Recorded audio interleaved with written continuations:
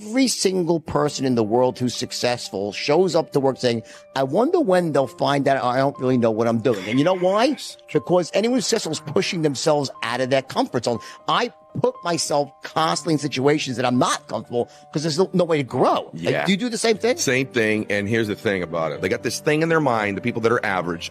I got to prepare. I got to be totally ready. I'm not going to.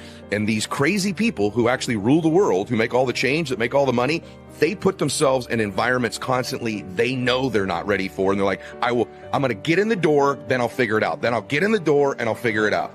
And so they tell you it's okay to stop. It's okay to settle. It's okay to give up. And that is the instinct you need to fight, to push back, to smash into the ground. I want you to stop crying. I want you to stop begging. I want you to stop complaining. And I want you to look at the man in the mirror. And I want you to say, if ain't nobody else giving more, you give more. Because it doesn't matter what your social status is. It doesn't matter how people perceive you. When it comes down to how long can you stay in that pool, when it comes down to how far can you run, when it comes down to how much can you push yourself past the part where you want to quit, how far can you keep going, there's a purity in that it dissolves social order, all that bullshit. What people think about you goes out the window. It's who are you right now? That's right. Who are you right now? No one's coming to push you. No one's coming to tell you to turn the TV off. No one's coming to tell you to get out the door and exercise. The bottom line is, no one's coming. When you become 18, when you move out of the house, when you're an adult, you have to parent yourself. Unless you understand that you've got to parent yourself, you got to push yourself, you're not going to make your dreams come true. What's stopping you? Are you too tired? Didn't get enough sleep? Don't have enough energy? Don't have enough time? Is that what's stopping you right now? Don't have enough money? Is that the thing? Or is the thing that's stopping you, you? Nobody you know has actually created success without working their face off. It doesn't exist. So you can sit and talk about luck, and you can sit and talk about this, that, or the other thing, but I promise you, the only controllable thing you have is your work ethic. Excuses sound best to the person that's making them up. Stop feeling sorry for yourself. Get off the pity potty. Telling everybody your sad and sob stories, trying to get people to show up to your pity potties and your pity parades.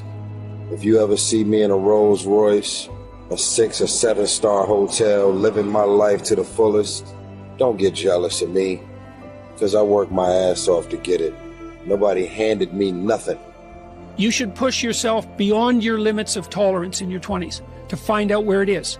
How much can you work? How disciplined can you become? Like, can you work 12 hours a day? Can you work 8 hours a day? Can you work 3 hours a day? Like, flat out. Where's your limit? How much work can you do and how much socialization? You should find out. Push yourself past and then back off to that point where it's optimally sustainable. It's good to think about that as a goal. It's like you're trying to discover what your limitations are when you're in your 20s so that you can hit that edge, so that you can sustain yourself across the decades. Too much fun takes you out. You don't want to be the oldest guy at the disco. You know, it's not fun being the 40-year-old at the singles bar, precisely. You want to make sure that what you're doing is age appropriate, and you want to push yourself in every direction that you can, but you should be doing that with an aim in mind. It's like you're trying to make yourself into a better and more competent person. And so some discipline along with the fun is a good idea. I told you, I wake up at 3 o'clock in the morning. I just woke up recently and it was 2:45.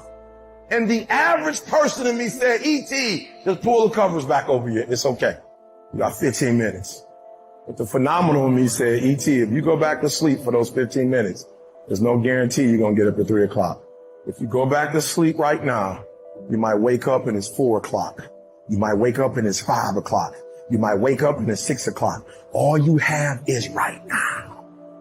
Are those 15 minutes that sweet that you're going to push back your dream, that you're going to push back your goal? Everything you've ever wanted, son, you're right there. You're so close. You're closer than you've ever been before. Those 15 minutes are not worth the rest of your life. Those 15 minutes are not worth you slipping down the chart. That is not worth it because you wake up at 3:30, some other kid's getting up at 3 and he's got 30 minutes on you today. So I need you not only to want to be a beast, I need you to get in beast mode. Run, strain, sprint, go as fast as you can. I want you to strain. I want you to learn how to strain. It's not comfortable, but it's a choice you get to make. 95% of our decisions are made by how you feel in the moment. And that is the problem. Do you feel like making that cold call? No, you don't. Do you feel like doing that third set of reps? No, you don't. And if you accept the fact that you may never feel ready and you may never feel motivated and you may never feel courageous, and that's okay, but you can still push yourself forward. As you start to see yourself becoming the person that takes action, guess what happens? You build the skill of confidence and courage. So I set my alarm. I make sure I'm up by sunrise. I get out of bed. I put on my gear and I head downstairs. But when I get there, Kobe's already there with ice packs on his knees, drenched in sweat. Now, it took me a minute to figure it out, but this guy wasn't only awake before me. He had already worked out. He had just played in the finals days earlier. Meanwhile, I'd been off for months and I was still exhausted. What he had done that morning was incomprehensible to me. That dedication he had only days after falling short of an NBA championship.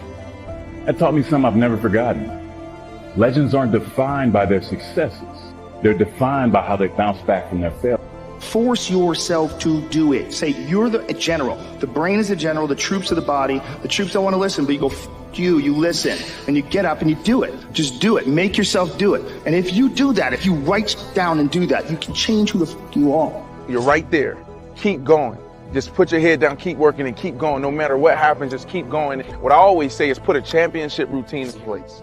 You know, whatever that routine is, you wake up every single day, and that's what holds you accountable. No matter if you win or you lose, no matter how you feel, you know that eventually it's going to pay off for you. You have to work harder than you think you possibly can. It's hard, but you can't hold grudges. And it doesn't matter how you get knocked down in life, because that's going to happen.